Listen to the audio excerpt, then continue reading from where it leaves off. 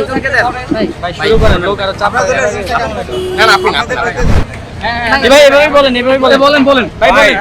এখানে এসে সার্বিক কি দেখলেন বা আরে আপনাদের আজকে স্বাধীন ভাই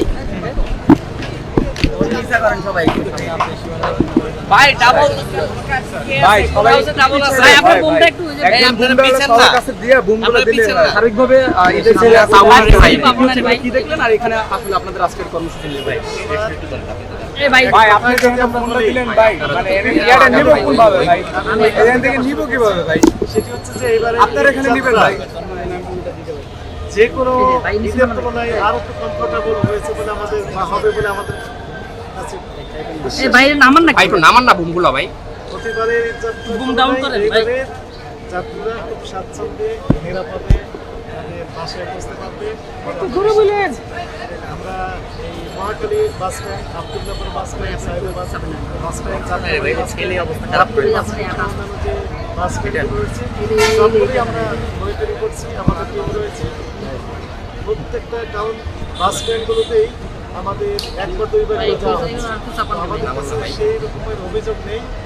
দু একটি অভিযোগ আমরা পাচ্ছি যে মূল্য তালিকা দিচ্ছে না, কিন্তু তারা বিআরটিএ করতে নির্ধারিত যে ভাড়া সেই ভাড়াগুলো তারা দিচ্ছে না।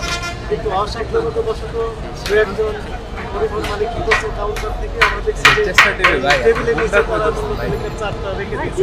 আমরা তাদেরকে ওয়ার্ন করছি, সাবধান করছি যে তারা যেন সহজে সমাধানে লোককে দেওয়া যায় এবং তারা সঙ্গে সঙ্গে কাজগুলো করছে।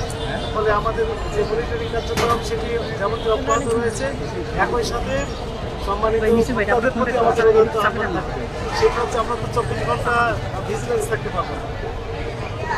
কোনো কাউন্টার যদি বিআরটিএ কর্তৃক নির্ধারিত ভাড়ার চেয়ে অতিরিক্ত ভাড়া নেয় তাহলে প্রমাদক সহ www.tncrp.com এই সফটওয়্যারে বাসায় বসে থেকে স্মার্ট ডাউন করে করতে পারবেন।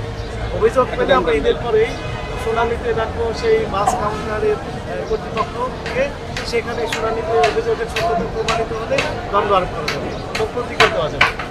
সম্মানিত বাস কাউন্টার জেলা রয়েছে, বাস মালিক বা পরিবহন মালিক যারা যে